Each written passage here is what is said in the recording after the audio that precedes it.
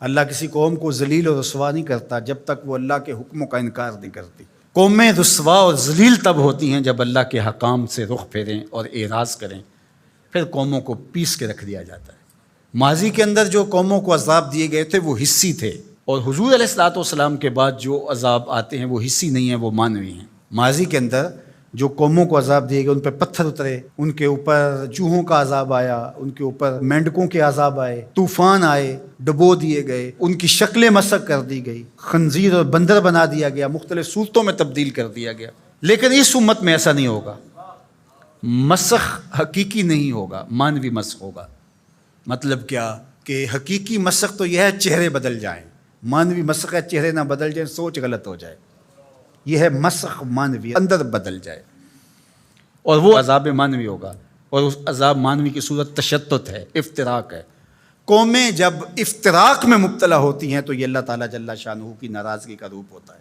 اللہ تعالیٰ جل شانہ جب کسی سے ناراض ہو جاتا ہے تو ایک تو اس قوم سے، سورہ یاسین کا ابتدائیہ دیکھیے، جب حبیب النجار نے آ کے ان دو فرستادگان کے لیے کہا تھا کہ یہ اللہ کے فرستادہ ہیں اور تم سے مانگتے کچھ نہیں ہیں، اور تم ان کو قتل کے درپے ہو گئے ہو، لیکن انہوں نے حبیب نجار کو بھی دھر لیا، اور پھر نتیجہ کیا ہوا کہ ان کو بھی شہید کر دیا، اور جو فرستادگان الہی آئے تھے، پیغمبر آئے تھے، ان کو بھی شہید کر دیا۔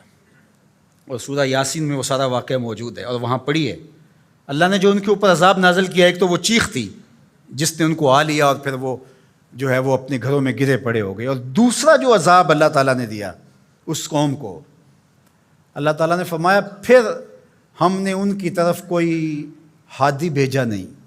ذرا غور کیجئے، یہ باریک عذاب ہے، یہ معنوی عذاب ہے۔ انہوں نے میرے فرستادگان کی قدر نہیں کی تو پھر میں نے سزا کیا دی کہ پھر ان کی طرف میں نے کوئی ہادی نہیں بھیجا، رہنما نہیں بھیجا جو ان کی رہنمائی کر سکے، ان کو بلائے، ان کو پھر اندھیروں میں بھٹکنے کے لیے چھوڑ دیا۔ تو یہ بات ذہن میں رکھیے گا، جب قومیں تشدد، ناقدری، اچھے لوگوں کو نظر انداز کرنے کا مزاج پیدا کرتی ہیں تو پھر ان کے اوپر جو عذاب بھیجے جاتے ہیں ان میں سے ایک عذاب کہ پھر وہ حقیقی قیادت سے محروم کر دیے جاتے ہیں۔ آج میرے وطن اور عالم اسلام کی جو حالت ہے، ہم اس وقت قیادت کے اعتبار سے یتیم ہیں۔ یہ الگ بات ہے کہ ہر بندہ دعویٰ کر رہا ہے کہ میں ہی نجات دہندہ ہوں اور میں ہی قائد ہوں۔ مذہبی لوگ بھی، سیاسی لوگ بھی، سب کہتے ہیں کہ میرے بغیر تو چرخ کا پہیہ ہی نہیں گھوم سکتا، میں ہی سب کچھ۔ لیکن حقیقی طور پہ اگر دیکھیں تو یہ امت بے امام ہے۔ اس وقت ہمارے پاس قیادت کا فقدان ہے، اگرچہ قائدین کی بہتات ہے، لیکن قیادت، حقیقی قیادت جو درد امت کا مداوع کر سکتی ہو، جو ضرورت کی کفیل ہو، وہ قیادت آج ہمارے پاس نہیں ہے۔ اقبال نے بھی کہا تھا، اٹھانا پھر کوئی رومی عجم کے لالہ زاروں میں، وہی آب و گل ایران، وہی تبریز ہے ساکی۔